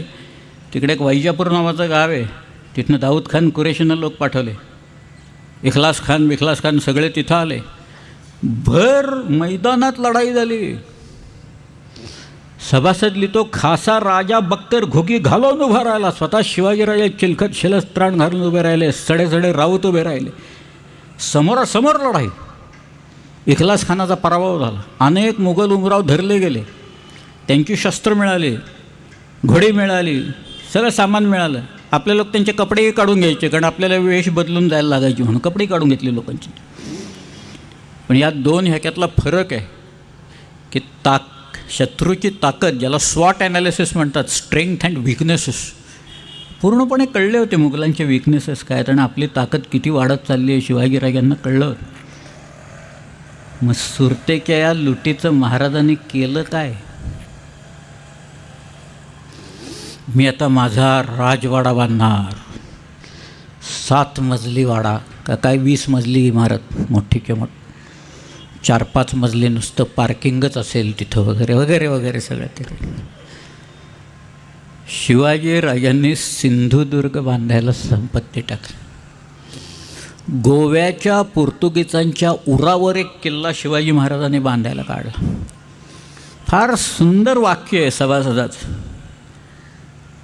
त्यांनी लिहिल्या, 18 टोपकरांचे उरावर सिंधुदुर्ग शिवलंका अजिंक्य जागा निर्माण केला असं म्हटलं आहे. शिवलंकाच म्हटलं आहे ते सिंधुदुर्ग. जागा अशी हेरली होती बरोबर. कुर्ट या नावाचं बेट होतं. पाणी होतं, गोड पाणी आत. 3 विहिरी आहेत. नावंसुद्धा फार देखणी आहेत, नावं फार छान आहेत, गोड नावं आहेत. एका विहिरीचं नाव आहे दही बाव, दुसरीचं नाव आहे दूध बाव, आणि तिसरीचं नाव आहे साखरबाव. अशी ती 3 नाव. शिवाजीराजाने सिंधुदुर्ग काढला बांधायला. आणि महाराजांनी एक स्वारी केली. बार्सिलोर लुटलं त्यांनी जाऊन तिकडे. एकच स्वारी शिवाजी महाराजांची आयुष्यात जहाजावरनं केलेली एक स्वारी होती. मालवणवरनं आरमार निघालं, बार्सिलोरला आलं, बार्सिलोर लुटलं शिवाजीराजांनी. तोपर्यंत मिर्झा राजा येतोय असं कळलं. पण शिवाजीराजे परत आले. काही खुशकीनं काही लोक आले, काही समुद्रातनं आले. मग पुढं शिवाजीराजांना आग्र्याला जावं लागलं. सिंधुदुर्गाचं काय झालं? सिंधुदुर्गाचे इथं पैसे कोणी दिले? आमच्याकडं धरणाची कामं 35-35 वर्ष चालतात, पाणीच नाही देत. काही ठिकाणी मला आठवतं आहे, मी स्वतः होतो तिथं. एक प्रचंड मोठा असा पूल दिसला मला बरं का. पण खालनं एक असा ओढा वाहत होता साधा. अरे म्हटलं एवढा उंच पूल आणि खालनं ओढा, तर नदी बिदी तर काही दिसत नाही, तर काय आहे? आता जाऊ देवा म्हणाले. काय पुलाचं डिझाईन रेडी होतं म्हणाले, तिथं ते वापरून टाकलं, तिकडनं पूल बांधून टाकलं. काही ठिकाणी नद्या नाही, तिथंच धरणं झालेली आहेत. इथं आम्ही हरिश्चंद्रगडला जातो ना, त्या खिरेश्वरच्या समोर पलीकडे खुबीच्या तिथं जे धरण झालं ना, पुढं धरणाची भिंत आहे. मग नंतर लक्षात आलं, अरे पाण्याची लेवल वाढल्यावर पाणी पाठीमागनं खाली पडेल कोकणात, म्हणून पाठीमागही भिंत घालून टाकली. आता सिंधुदुर्ग बांधायला काढला शिवाजी महाराजांनी. शिवाजी महाराज अडकलेत. किल्ल्याचं काय, ते परत आले. परत आल्यावर म्हणाले, अरे सिंधुदुर्ग कुठपर्यंत आलं आहे आपलं सगळं? किल्ल्याचं बांधकाम कुठं आलं आहे? पोर्तुगीजांच्या नाकावर मी बांधतोय तो किल्ला. या सगळ्या लोकांना शह देण्याच्यासाठी सागरी किल्ला बांधतोय. काय झालं त्याचं? महाराज आले आणि महाराजांनी पाहिलं, सिंधुदुर्ग उभा राहिलेला होता. सिंधुदुर्गाचा जो आर्किटेक्ट आणि इंजिनियर होता, त्याचं नाव हिरोजी इंदोलकर. महाराज म्हणाले, हिरोजी पैसे कुठून आणलेत तुम्ही? हिरोजी सांगायलाच तयार नाही. लोक म्हणाले, हिरोजीने स्वतःचे दागिने सावकाराकडं गहाण ठेवून पैसे काढून किल्ला बांधला. बघा, कल्पना करा काय. लोक अनुयायी कसे निर्माण करायचे आणि काय करायचे, कारण त्याला खात्री होती, हो माझे पैसे तर काही बुडणार नाहीत. महाराज परत आल्यावर हे सगळं फेडतील, बक्षीस देतील. वर्मा काम थांबता काम आहे, स्वराज्याचं काम आहे, राजाचं काम आहे, धर्माचं काम आहे. हे काम झालं पाहिजे, किल्ला उभा केला पाहिजे. महाराज सद्गदित झाले आणि म्हणाले, हिरोजी मागून घ्या काय पाहिजे. हिरोजी म्हणाला, काही नको महाराज, तुम्ही दिलं एवढं मला बास आहे. पण राजधानीच्या किल्ल्याचं बांधकाम काढाल ना, त्यावेळेला किल्ला मला बांधायला द्या. राजधानी मी बांधेन, आपली स्वराज्याची राजधानी. रायगड बांधायला काढला महाराजांनी. हिरोजीला बोलवला, त्यांनी सांगितलं, हिरोजी बांधा, तुम्हाला जे बांधायचं ते बांधा रायगडावर. हिरोजींनी रायगड बांधून काढला. 300 घरं बांधली लोकांना राहायला. वेगवेगळ्या सभा बांधल्या. शिवाजी महाराजांची राजसभा बांधली, त्यांचं निवासस्थान बांधलं. वाडेश्वर महादेवाचं देऊळ उभं केलं. सगळं पूर्ण रायगड सजवून टाकला त्यांनी सगळं. आणि राज्याभिषेक झाला. हिरोजी आला दान घ्यायला. महाराज म्हणाले, हिरोजी मागा, काय पाहिजे ते मागून घ्या, सगळं देतो तुम्हाला. हिरोजी म्हणाला, नाही महाराज, महादेवाच्या दर्शनाला याल ना, त्यावेळेला सांगतो मी तिथं काय. महाराज म्हणाले, सिंधुदुर्ग झाला, रायगड झाला, यांनी किल्ले बांधलेत 2. परत हा माणूस अजूनही काही माझ्याकडं मागत नाही आहे. लोक मगाशी वतनं आमची कायम करा म्हणून सांगून गेले, द्यावी लागली काही लोकांना मला परत. आणि हा माणूस मागत नाही आहे, भेट मागत नाही, काही मागत नाही. शिवाजीराजे आले, हत्तीवरनं मिरवणूक निघाली. महाराज महादेवाच्या दर्शनाला आले. वाडेश्वर महादेवाचं दर्शन घेतलं आणि पूर्वेच्या दरवाज्यातनं बाहेर आले. तिथे हिरोजी उभे होते. महाराज म्हणाले, हिरोजी काय मागताय का काही याद? म्हणाला, महाराज एक प्रार्थना आहे फक्त. हा दगड आहे ना, या पायरीला लावायची परवानगी द्या मला फक्त. महाराज हसले, दिली म्हणाले परवानगी. अजूनही रायगडला दगड, त्याच्यावर लिहिलेलं आहे, सेवेचे ठाई तत्पर हिरोजी इंदुलकर असं लिहिलेलं आहे त्यात. कुठे आहे तो? अशी लोक गेली आमच्या महाराष्ट्रात शिवाजी महाराजांनी निर्माण केलेले असले लोक गेले कुठं शेवटी? ते काय जंजिऱ्याला शह द्यायला पद्मदुर्ग बांधला. गोव्याच्या पोर्तुगीजांना शह देण्याच्यासाठी शिवाजीराजांनी तिथं सिंधुदुर्ग बांधला. मुंबईच्या इंग्रजांना शह देण्यासाठी शिवाजी महाराजांनी खांदेरीचा किल्ला बांधला. फार गंमत आहे खांदेरी उंदेरीची. सागरी लढाई आहे इंग्रजांशी. मला आठवतं आहे स्मारकं जी करतात इंग्लंडमध्ये मी स्वतः पाहिलेली आहेत. इंग्लंडचा एक श्रेष्ठ नाविक होरॅशो व्हायकाउंट नेल्सन 1805 21 ऑक्टोबरला यानं कंबाईंड स्पॅनिश आणि फ्रेंच अशा आरमाराचा पराभव केला. ट्रफलगरला बॅटल ऑफ ट्रफलगरमध्ये त्याला एक डोळा गेला होता, एक पाय नव्हता. त्याची स्मारकं इंग्लंडमध्ये बघावीत. काय केलं असेल ब्रिटिश लोकांनी? त्या ट्रॅफलगरच्या लढाईतली त्याचं जे जहाज आहे HMS व्हिक्टोरी, हे जहाज तसंच्या तसं इंग्रजांनी आणून त्या पोर्ट्समथमध्ये ठेवलेलं आहे. 21 ऑक्टोबरला ज्या वेळेला ते फ्रेंच आरमार पाहिलं आणि ह्यांनी कमांड लावली, त्याचा डेप्युटी होता दुसऱ्या जहाजावर होता कॉलिंग बोर्ड म्हणून. त्यावेळेला कम्युनिकेशन्स नव्हती कसली, त्यामुळं निशाणानं कमांड लावायचे. काही नंबर्ड फ्लॅग्स असायचे, काही कॉम्बिनेशन करून लावायचे. तर हा म्हणाला, त्याचा जो फ्लॅग मास्टर होता HMS फ्लॅगशिप होता आहे व्हिक्टरी, त्यावेळेला तो म्हणाला फ्लॅग मास्टरला, पास्को म्हणून होता त्या पास्कोला म्हणाला मला एक मेसेज द्यायचा आहे, लावतो. तो म्हणाला England confides that every man will do his duty असे लावतो ती. तो म्हणाला माझ्याकडं कन्फाईड हे नाही आहे, पण मी एक्सपेक्ट्स लावू का? England aspects that every man will do his duty. तो म्हणाला लाव, काही हरकत नाही. ती लावल्या, कमांड लावल्याच्या नंतर सगळीकडं ब्रिटिश जहाजावरनं एकदम हर्षोन्मादानं वेळे झाले की आता तुटून पडायचं, लढाई करायची. लढाई सुरू झाली, जोरात तोफांचे मारे सुरू झाले आणि एक फ्रेंच शिप आणि HMS व्हिक्टरी एंगेज झाले एकमेकाशी. रीडाउटेबल म्हणून ते शिप होतं आणि हा स्वतः वरच्या डेकवर होता होरॅशो नेल्सन. आणि शेवटी त्या मारामारीत नेल्सनला एक गोळी येऊन लागली, पाठीच्या कण्यात बसली, नेल्सन पाडला, त्याला खाली नेलं. नेल्सन म्हणाला ही लढाई माझ्या मनात होतं, आपण मारली पाहिजे आणि शत्रूची किमान 20 जहाजं तरी आपल्या ताब्यात पाहिजे, अशी माझी शेवटची इच्छा होती. कोणीतरी आलं म्हणाला आपण 5 जहाजं शत्रूची काबीज केली आहेत. दुसरा आला म्हणाला आपल्याला 10 जहाजं मिळालेली आहेत. शेवटी एक माणूस आला म्हणाला आपण लढाई मारलेली आहे, 20-25 जहाजं शत्रूच्या आपल्या ताब्यात आलेली आहेत, सगळी आपण लढाई मारलेली आहे. नेल्सनचे शेवटचे शब्द आहेत, thank God I have done my duty. Nelson वारला शिपवर. त्याचं स्मारक आहे. 200 वर्षानंतर इंग्रजांनी त्या पोर्ट्समथला इतका मोठा शो केला, स्वतः राणी आली होती एलिझाबेथ दुसरी तिथं, आपली शिप्स गेली होती तिथं त्यावेळेला. स्मारकं कशी करतात ना, त्याचं एक आयडियल उदाहरण आहे.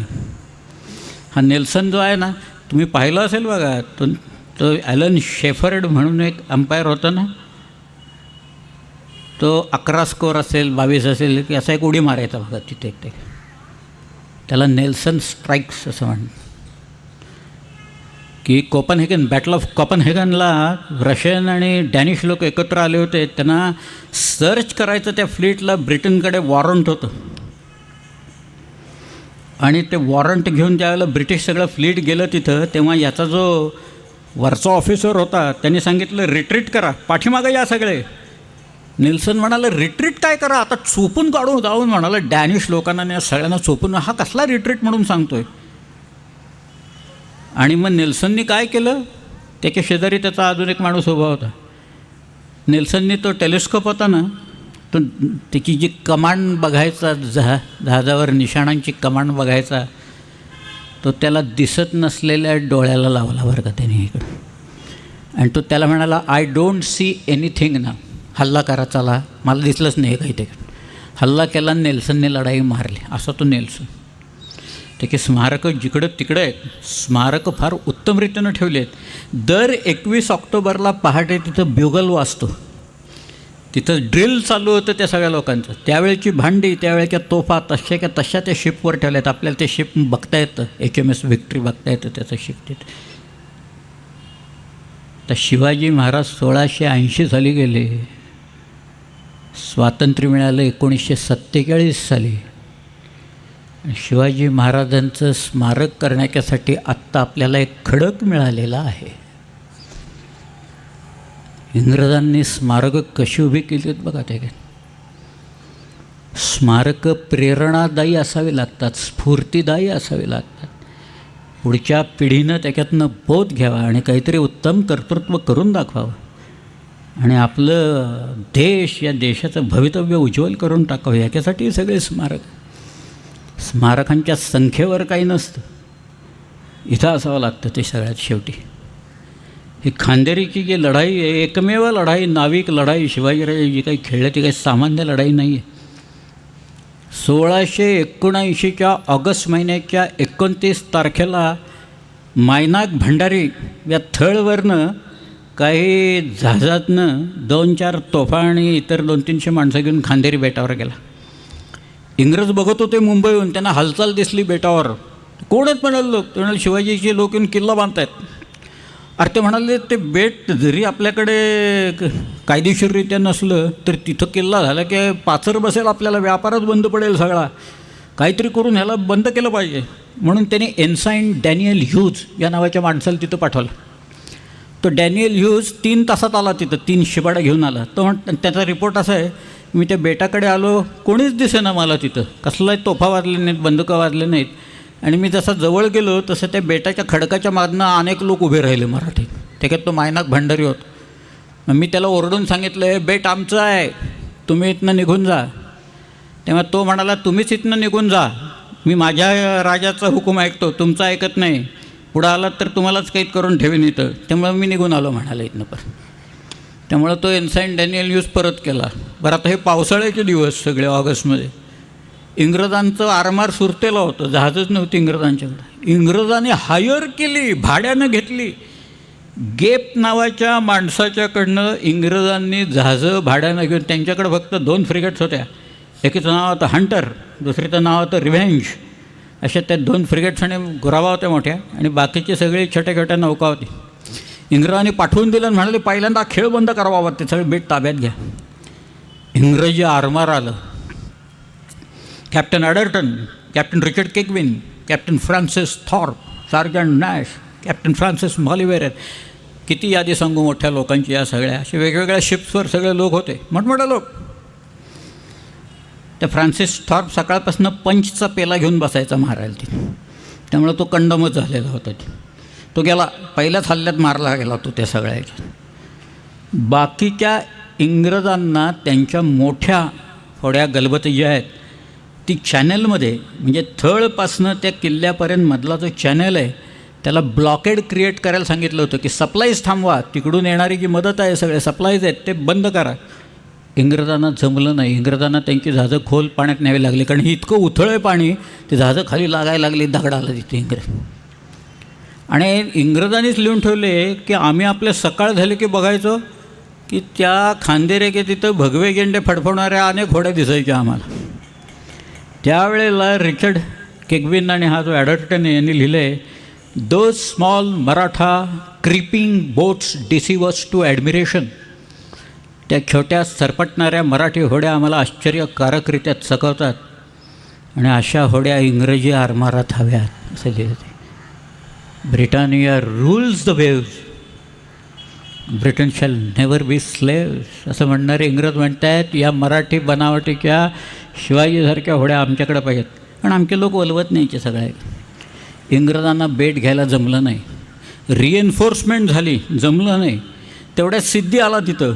सिद्ध्याने ते उंदेरीवर किल्ला बांधायला काढला. सिद्ध्याचे उद्योग सुरू झाले. तो आपली माणसं रात्री आपल्या होड्यात आले की सिद्धी पकडायचा आणि माणसांची मुंडकी मारायचा आपल्या. आणि इंग्रजांच्याकडे सकाळी दाखवायला यायचं आणि म्हणायचं, मुंबईला मला भाल्याच्या टोकावर लावून रस्त्याच्या दोन्ही बाजूला लावायची परवानगी द्या. इंग्रजांनी कधी दिली नाही. एक दिवस त्या सिद्ध्यांनी काही लोकांना पकडलं आणि त्यांनी त्यांची चौकशी इंग्रजांच्याकडं न्यायच्या ऐवजी त्यांनी स्वतःच चौकशी केली.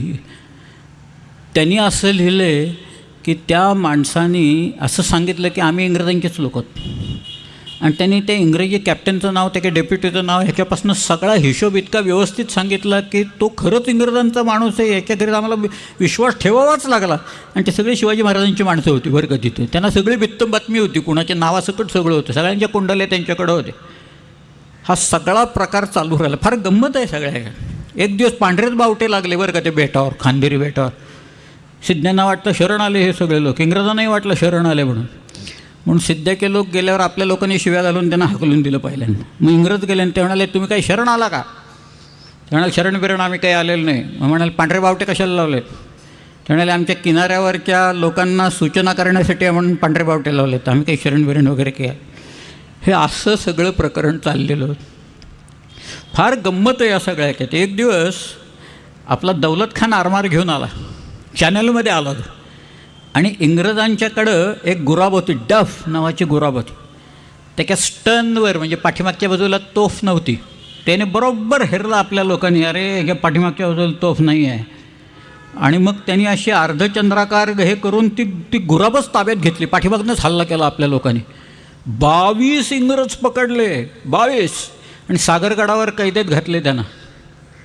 आणि रोज त्यांना मुगाच्या डाळीची खिचडी दिल्यामुळे त्यांची पोटं बिघडली इंग्रजांची. आणि त्यांनी मुंबईला पत्र पाठवले, आम्हाला औषधं पाठवा, आम्हाला चिकन पाठवा, आम्हाला अंडी पाठवा वगैरे. मुंबईच्या इंग्रजांनी लिहिलं तुम्ही कटून का नाही मेलात तिकडं, अंडे बिंडे वगैरे काही पाठवणार नाही, औषध वगैरे काही पाठवणार नाही. 22 लोक कैदेत घातले होते. त्याच्यात तो फ्रान्सिस मॉलिव्हेररसुद्धा होता, तो रायगडावर आलेला. असा सगळा त्रास आपल्या लोकांनी या इंग्रजांना दिला, कारण आपण कुठेही राहू शकत होतो. पण इंग्रजांना त्या बेटावर कब्जा करता आला नाही. ही नाविक लढाई फार महत्त्वाची आहे. खरं म्हणजे मी तुम्हाला त्याचे नकाशे बिकाशे काढून दाखवेन एक तरी. केवळ एक लढाई एक्सप्लेन करता येईल खांदेरीची. हे सगळं चाललेलं असताना शिवाजी महाराजांनी 5000 लोक कल्याणला उतरवले. आणि त्याने एक आता अफवा होती का खरंच होतं देवजाणे, त्यांनी सांगितलं आहे आम्ही आता मुंबईला चालून जाणार आणि मुंबईच ताब्यात घेणार. म्हणजे इंग्रज अगदी वरती आरशाच्या समोर जामानेमा करतात, सूट घालतायत, टायबे घालतात, आणि खाली पॅन्टच नाही, अशी परिस्थिती निर्माण व्हायची जवळ. त्यामुळे इंग्रज म्हणाले देऊन टाका बेट ते बाबा, ते काय म्हणतायत ना तर पहिल्यांदा देऊन टाका त्यांच्या ताब्यात. जानेवारीमध्ये तो तह झाला, अण्णाजी दत्तोनी तह केला. आणि त्या तहान्वये खांदेरीचं बेट इंग्रजांच्याकडनं शिवाजी महाराजांनी लिहून आपल्या ताब्यात आणलं सगळं. हे सागरावरचं साम्राज्य आहे. त्याच्यात सिद्ध्यांना जरब बसली, तो पद्मदुर्ग बांधला.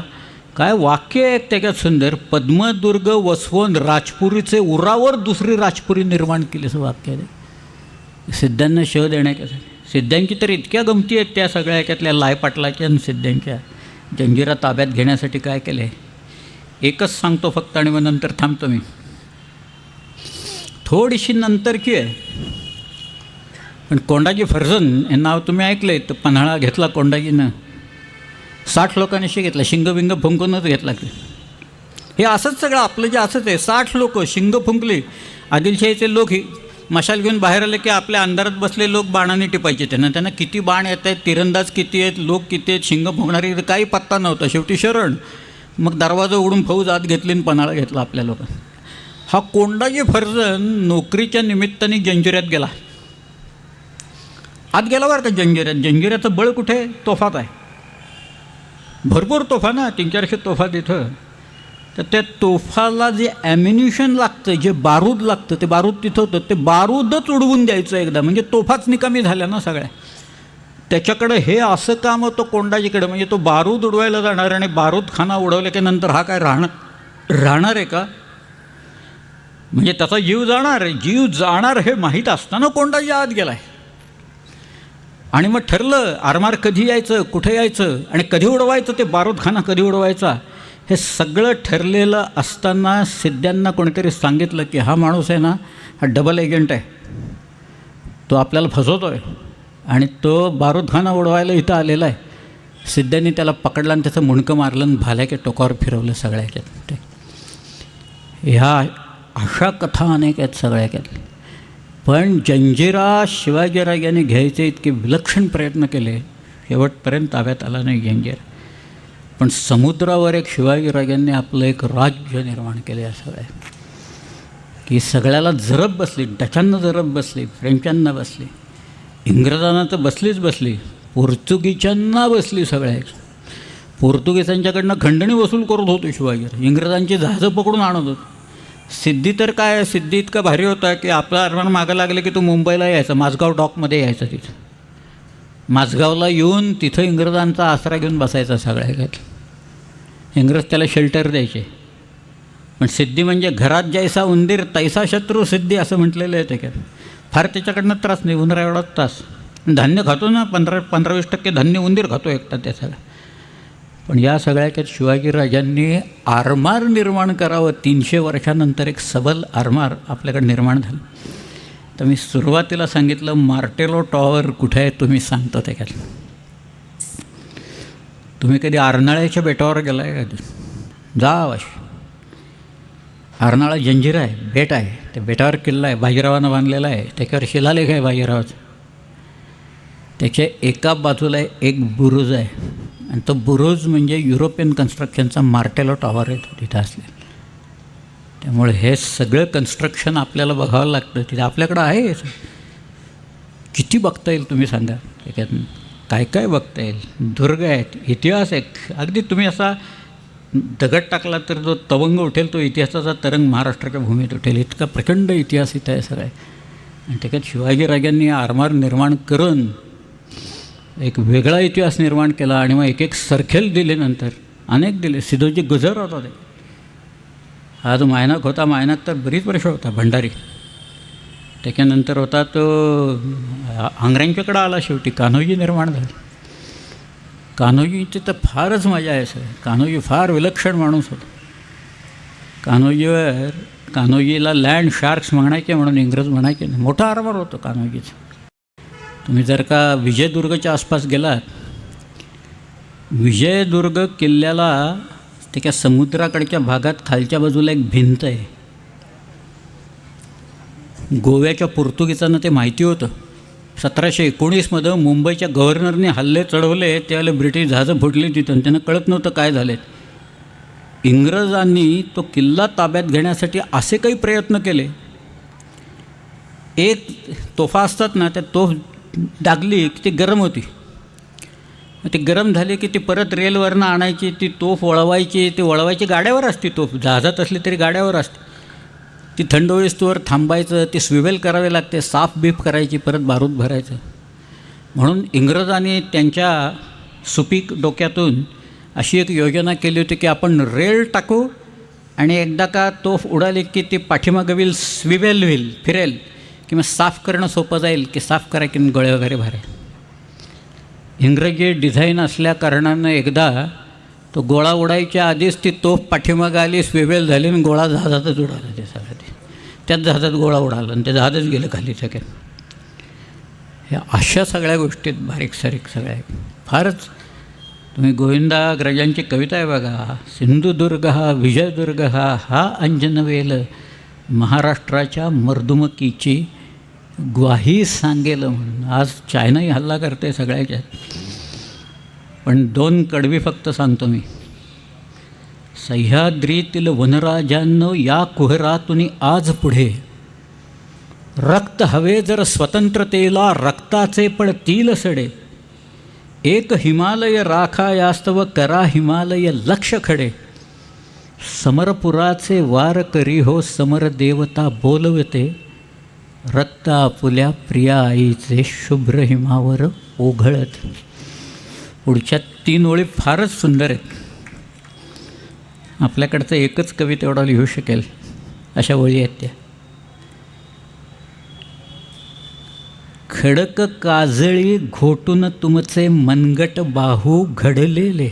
बघा सुंदर आहे. खडक काजळी घोटून तुमचे मनगट बाहू खडलेले, कडे कपारी मधील वणवे उरात तुमच्या दडलेले, काबुल कंदाहार पथावर डंके तुमचे झडलेले, शिवतेजाची ज्योत पाठीशी आमुच्या पाजळते, रक्त आपुल्या प्रिया आईचे शुभ्र हिमावर ओघळत. उद्या आपण श्रीकृष्णाबद्दल बोलू. धन्यवाद.